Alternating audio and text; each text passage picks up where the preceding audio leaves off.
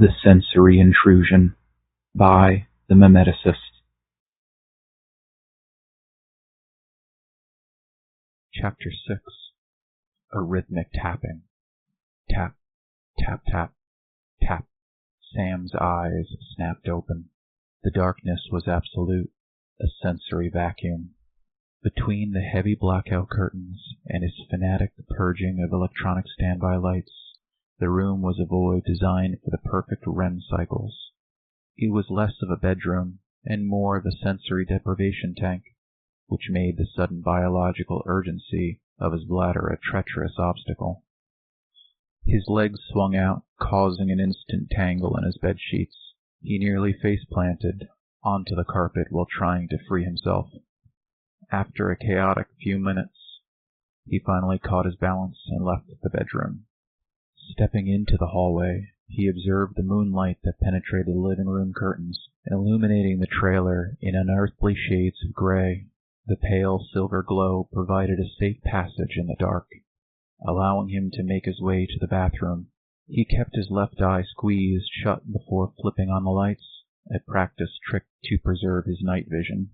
He was still washing his hands when he heard it, the tapping from before. He was inside the bathroom, so logic argued it could be the internal plumbing. Was it, perhaps, from the pipes? He stared vacantly at the faucet. A single drop of water clung to the chrome lip, swelling until it grew too heavy, then plummeting. He had tightened the knob until his knuckles turned white, yet the leak persisted. "Morning," he muttered to the porcelain. "I'll kill it in the morning." Sam turned to leave, but paused in the doorway. Even with the faucet off, the sound prevailed. The tapping wasn't coming from the sink. It was rhythmic, deliberate, and seemed to resonate from the very walls of the trailer. A cold spike of déjà vu pierced him. Why does it feel like I've done this before? The foreboding was a physical weight, a sudden drop in barometric pressure that made his ears pop. He looked back at his empty bed. Nothing.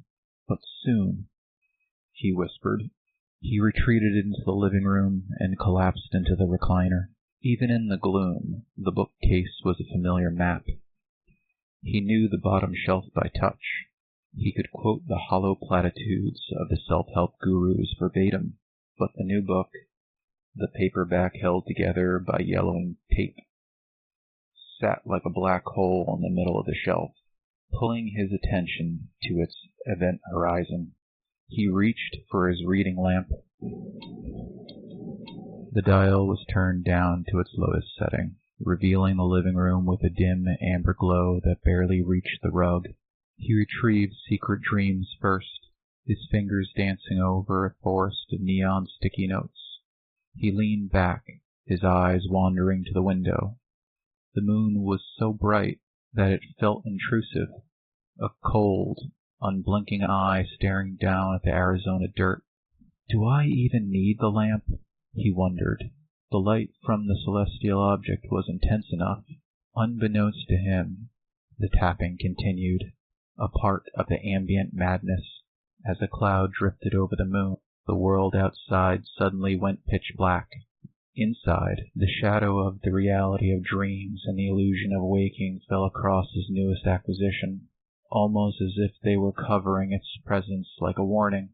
Even in the dark, however, Sam could still feel its gravity. He flipped to his third bookmark, reading and rereading the passage until the words began to swim, like a red-hot needle jabbed into his skin. Pain bloomed behind his forehead, the exact location situated between, yet slightly above, his eyebrow. Disoriented, he reached for his water bottle, giving it a quick shake, only to discover it was bone dry.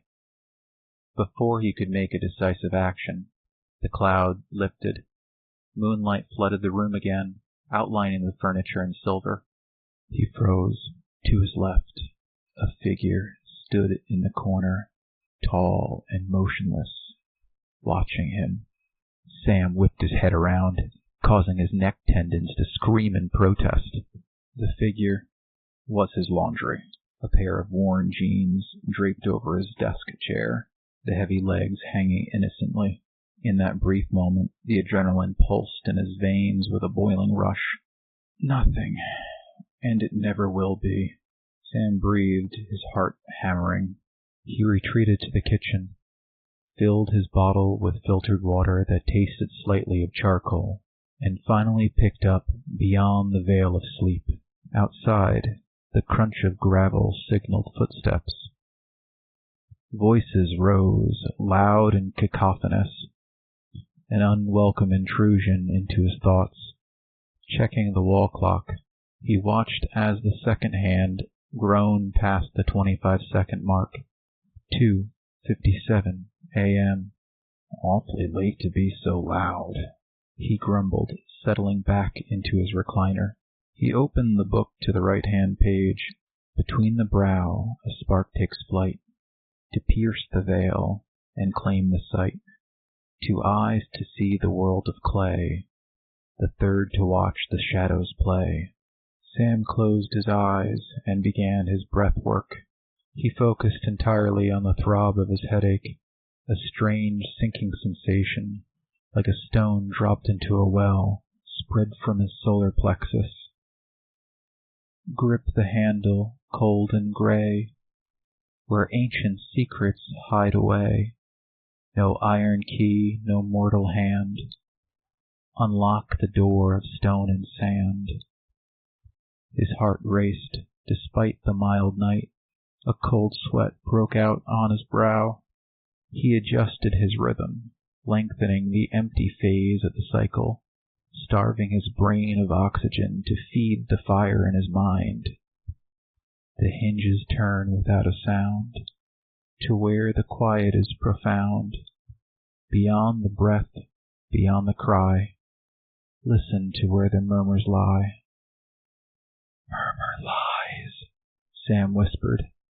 The voices outside vanished instantly.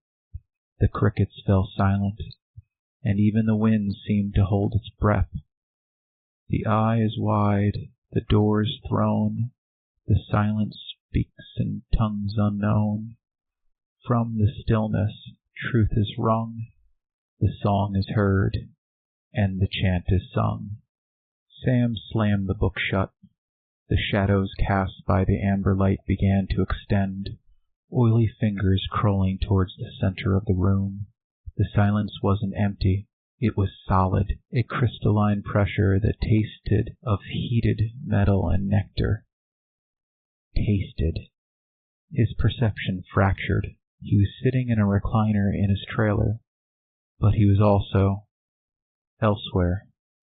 He was a ghost in his own body, experiencing an exquisite tearing agony as his consciousness tried to peel away from the meat of his brain. Doubt flickered. The déjà vu returned, threatening to shatter his focus. He forced the mantra from secret dreams through his teeth. To witness the inevitable is the beginning of wisdom. To accept the necessary is the end of fear. The distress vanished. He doubled his focus, piercing the veil with the raw edge of his will. His internal landscape resonated with a low, otherworldly discordance, the sound of reality grinding its teeth.